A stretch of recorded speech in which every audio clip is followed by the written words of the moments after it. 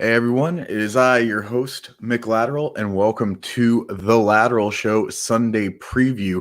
My apologies if there's some technical difficulties this week. This is the first time we're doing this. This had previously been a written article, and I'm still getting used to the camera being set up in the right place, all that stuff for this one. But I think it'll be good. I think it'll be good to switch to this format. This way people can actually ask us some questions.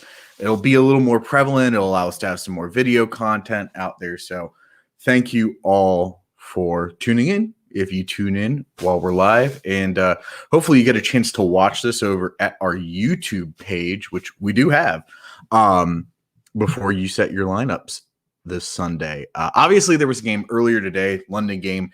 I think it's the last one. I hope it's the last one. I can't keep up with this stuff. I like to set my lineups at noon. Thank you very much. So none of this content is going to cover that London game. It's it would be irrelevant. There's no reason to do it. None at all. So instead, we are going to move on to stuff that takes place not currently right now, but instead later in the day, because again, more useful. So let's go to some player updates. And first up, we got a whole list of guys. So I always recommend going and getting Fantasy Life and Sleeper, getting the updates on both and using those really as a source for your player updates. Yeah, there's some people you can follow on Twitter that you should follow on Twitter.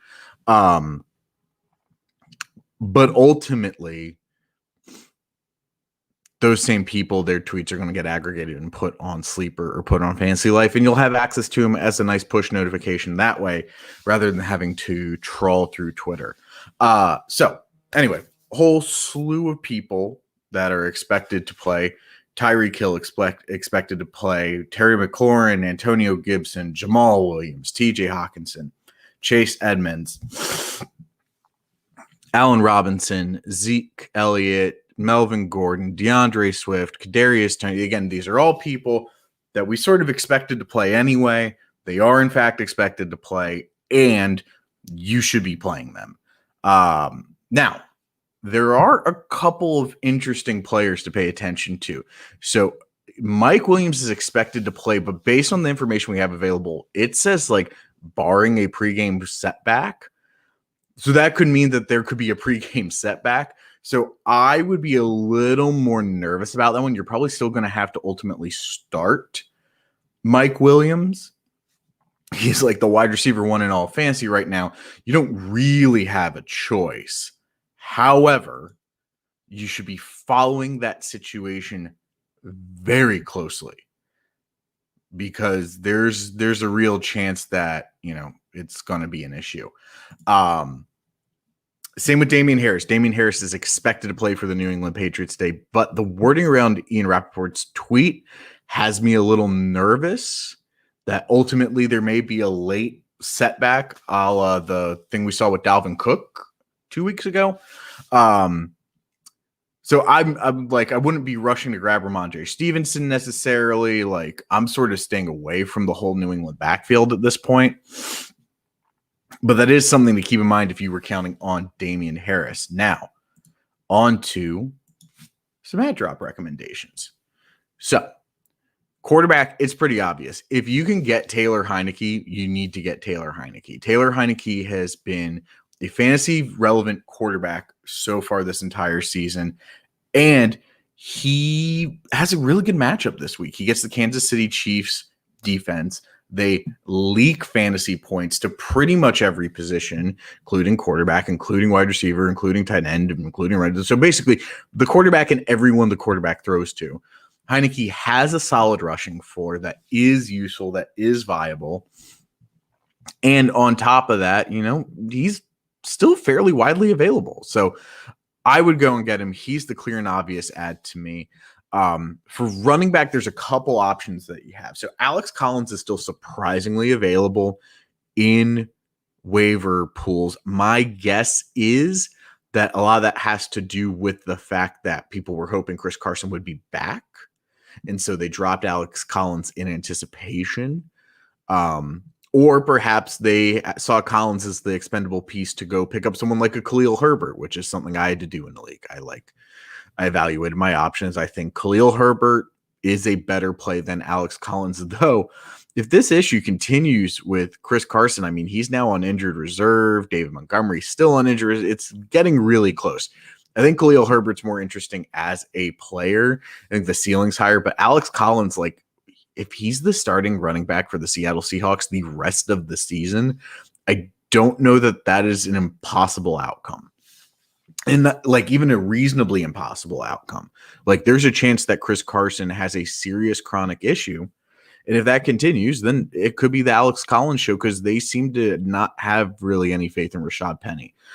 So I would go get Alex Collins. But if you can't get him, Chris Evans from Cincinnati could be a really sneaky play. He has a really good matchup. Detroit leaks points to the running back when it comes to fantasy football. The issue with Chris Evans is Detroit tends to give up those points on the ground, something that Joe Mixon will capitalize on for sure. Chris Evans has essentially been solely used as a receiver at this point.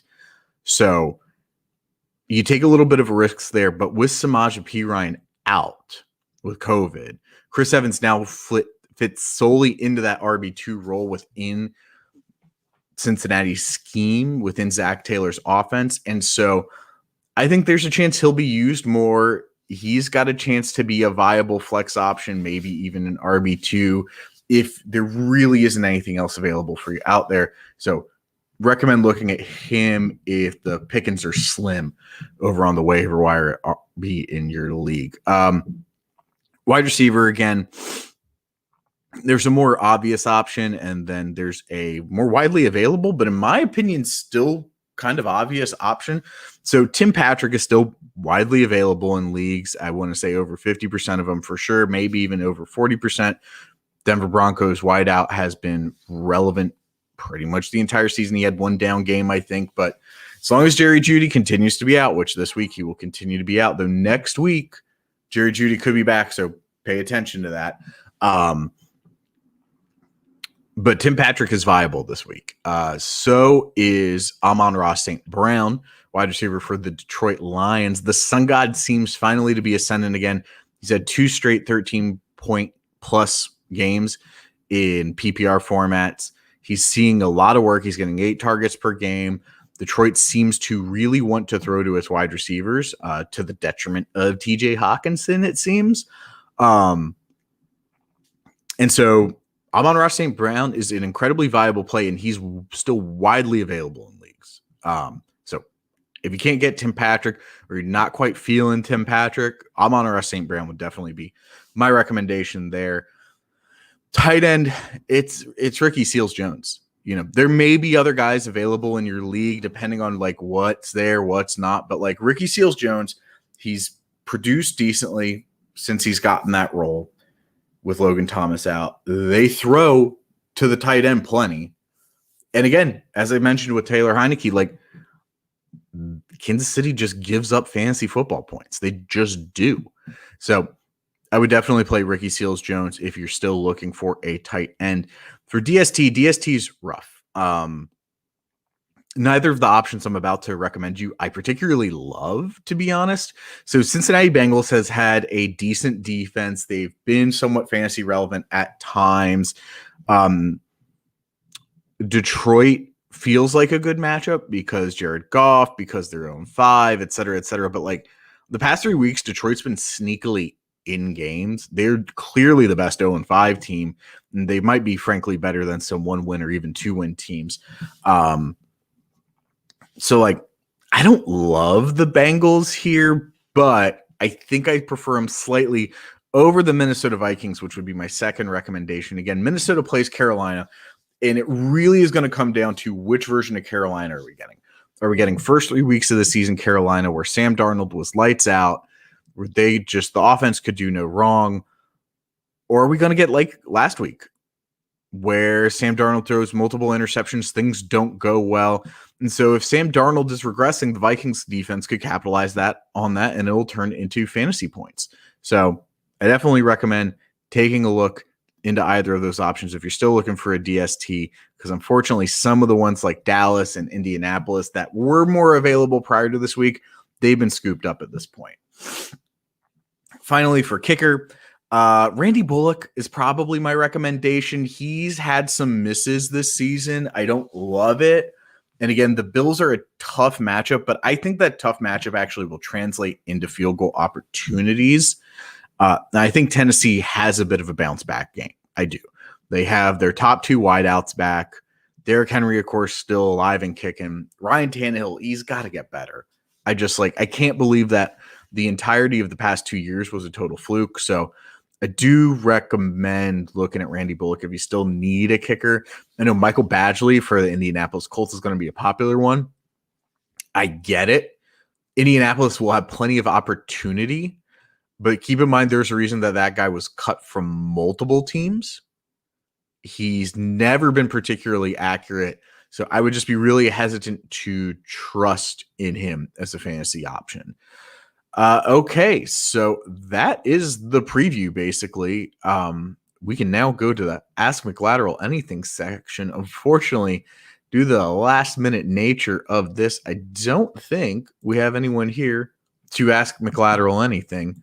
So with that in mind, I guess we're just going to sign off. Again, I'm your host, McLateral. This has been fun as always, and I will be here every Sunday through the rest of the season doing the Sunday preview. It could be as short as the 12 minutes it was today. Could be a little longer if we have more interesting news to dissect. Again, today was pretty run-of-the-mill, pretty straightforward.